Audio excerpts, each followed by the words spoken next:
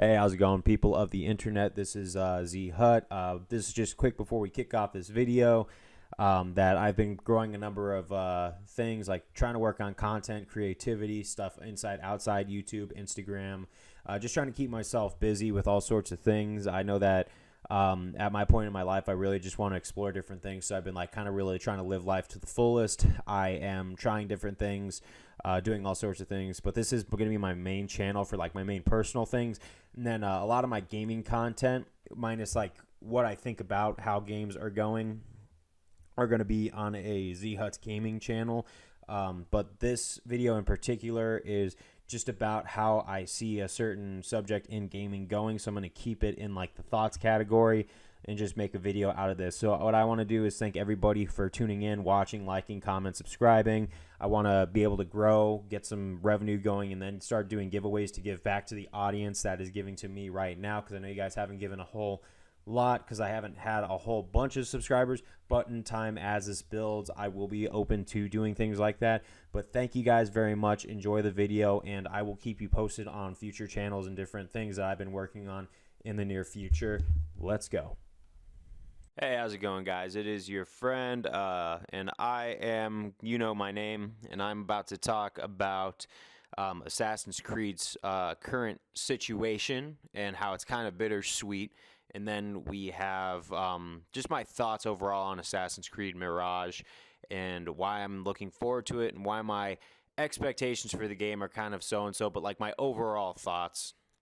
Because people like to crap all over Ubisoft, so to speak, but let me be honest about Ubisoft. I get it. They use the same formula for games in their series time and time again, but there's an old adage goes, if it ain't broke, don't fix it, and they like to make tweaks every now and again. And when it comes to developing games, if you're familiar with C# or any type of coding of or how video games work, there's only so much that you realistically can do. I mean, they are going to work tirelessly front end and back end to give you the best thing possible. Me personally, when I look at a video game, I really like to show appreciation for the art that they've made, the 3D animations they most likely made with Blender, the just the different types of data that goes through these works of art, and then they come forward. And maybe I'm just watching some black pill gaming channels that, oh, they're going to bring back microtransactions. With honestly, Ubisoft, that is a fair criticism of them.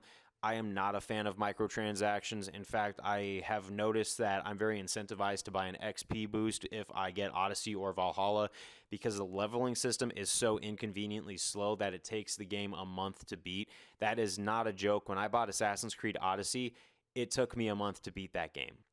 Granted, I had work, I was working out, and then I would come home and then play like 2 hours worth, but it was a long leveling hustle that, I really cannot forget. And of course, there's going to be DLCs, but there's usually season passes for games like this. Like all these kind of like micro transactions. I agree that they're kind of slimy, but when it comes to Ubisoft, they are a business, and they got to have a business model, and they want to maximize profits at the end of the day, because those profits are going to fuel the next game. Sometimes it sounds shady, sometimes it sounds unfair, but it takes a lot to run a giant mega corporation like Ubisoft. There's a lot of things you have to consider, like all your employees' payroll and everything. So I understand why, but when it comes down to gambling, like loot boxes and everything, I could totally understand why people don't want to, because that's basically gambling with video games. And part of it does look like it's going to make its way into Assassin's Creed Mirage, and I am honestly willing to count that as an honest negative, but I want to look at the bright sides of this game, because I really am looking forward to the future of Assassin's Creed Mirage. I want to see the tale of Basim, because I feel like he was a villain that was kind of just there, and to give him a backstory would actually drown him out a little bit more, because I'm interested to see what his young life was like and the time frame that it takes place in. And Ubisoft said that Assassin's Creed is going to go back to its roots. Now, what do I think about that? Maybe more of an Assassin's Creed style storyline, because I will admit, out of the new 3 games, like what I call like the prehistoric games of like ancient Egypt, ancient Greece, and then you have the Viking times really early in human history, They had a really good controller system that I actually really adapted to, and I thought it was very smooth. Your character was customizable for the first two games. In Valhalla, a lot of things just kind of looked the same to me. But it was very smooth. It works. It's a very RPG style, and I honestly do not mind it. The Assassin's Creed Brotherhood, Assassin's Creed 2, etc. type gameplay, I really don't mind either. I think it's okay. But something about this type of controlling system just makes it easier. And I understand that they haven't really made a bunch of assassin-style content in their story games, but I get the concept that they're going for these three games, in particular Origins, Odyssey, and Valhalla, because it shows like a lot of origins of a lot of different things. Even people like to snap on Odyssey a lot because they say it's not an Assassin's game. It's not an Assassin's game. Well, you're right. It really isn't about the Assassins, but it's amazing to see the Isu bloodline in ancient Greece and see how it made you close to a demigod. I thought that was a really clever tie-in, and really getting into the Isu tech in those times was really cool, because it's amazing how people in those time periods would see that as like godhood or witchcraft. Especially if you are familiar with Herodotus and how he is part of the game. It just ties in overall how someone would create such amazing stories that people would look at and not be able to believe, because I am a fan of history, but I understand that there's a way history is recorded and a way that history actually happens. And you read history books in school and you say, wow, this is history, and then you look outside of that and you see some shadow of doubt in a lot of different things. I could go over that in a whole separate video, but one of the crazy parts is our interpretation of how things have gone down on planet Earth is it's rather interesting to me, and it might be a different story altogether. Excuse me. But I really think for Mirage that they should bring back this actual like current control system, but they do have to bring back an assassin style story, or at least a hidden ones, because right now they are the hidden ones and not the assassins. And that's an interesting part too, is because during Valhalla and then Origins, they start off as the hidden ones, so we get to see the time period before they become assassins, and then they are the hidden ones. So we are going to see the hidden ones in full force before it probably switches over to the assassins and how it became the assassins, which probably dips into the title of Mirage, how it's going to appear that it's the hidden ones, and then they're going to switch because there might be some corruption in the hidden ones that they do not see. I honestly don't know how they're going to pull that off, or how they're going to explain that if they choose to go down that route, but I really do hope that it's deep within the Assassin's lore and the history, like the early history of the Assassin's Bureau. And what better way to do that than Basim? Because I never thought that Basim was a bad person, but he never chose his reincarnation if you understand the story of Valhalla, because the spirit of Loki is always going to be within him. And honestly, it would be really cool to see Basim argue with Loki. Like, he's trying to be a straightforward person, but he's arguing with the trickster spirit of Loki.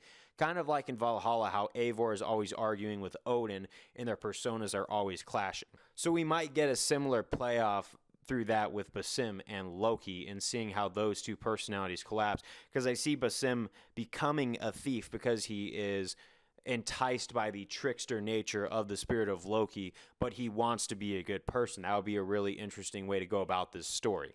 Now, is Ubisoft going to take that idea?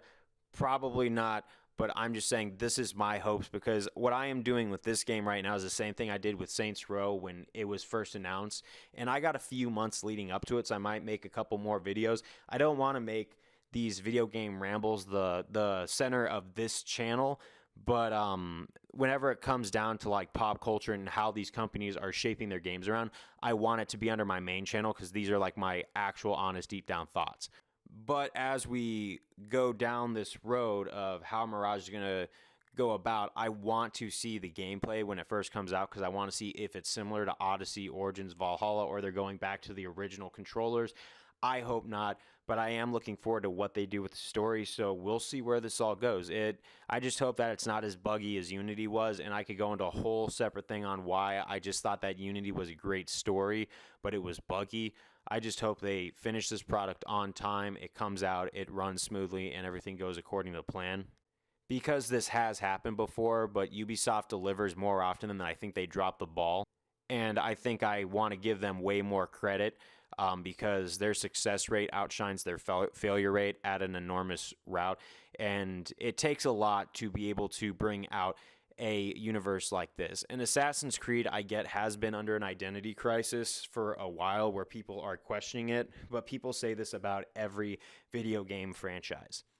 Because part of creativity is keeping the idea fresh, keeping it different, and sometimes the audience isn't going to receive it as well as you do. It's kind of like sequels in movies where, yes, I agree that the sequels are usually never as good as the first movie in any sort of franchise for the most part. But trying to create an entire universe, let alone create a story by itself, you'd be surprised how many people are authentically creative versus those who are not. And creativity is something that I'm always appreciative of because it does take a lot of brain power and knowledge to really try and come up with something good. Because if I make a song or I make a video, I want to make sure people enjoy watching this. They enjoy what I have to say. I can only imagine what this public record pressure of Ubisoft can have, but I also don't think that we should excuse them from any mishaps or shady behavior because I did make a video about the way that the Saints Row developers are handling the criticism of Saints Row, and I think that that is disgusting. But Ubisoft has not sunk into that new low yet. And it's not going to be about time that I think they will because they were a very reliable game company and they don't deflect and they don't criticize people who critique their games. And they really sound like they are listening to us when we say we're not seeing enough of the assassins. We're seeing other things in the story, but we are not seeing the assassins like we feel like we should.